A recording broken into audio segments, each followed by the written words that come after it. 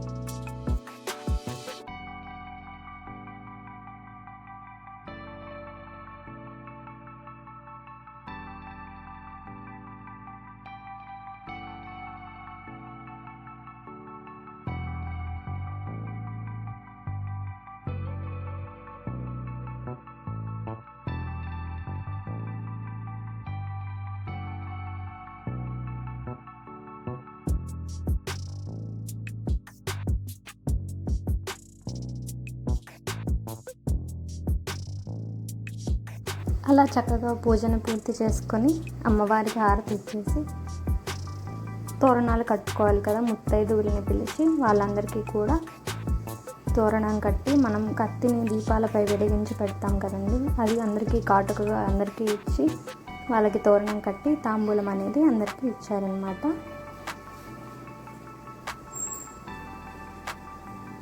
పూజ అయితే చాలా చక్కగా జరిగింది. అందరికీ భోజనాలు పెట్టి అందరి దగ్గర ఆశీర్వాదం తీసుకొని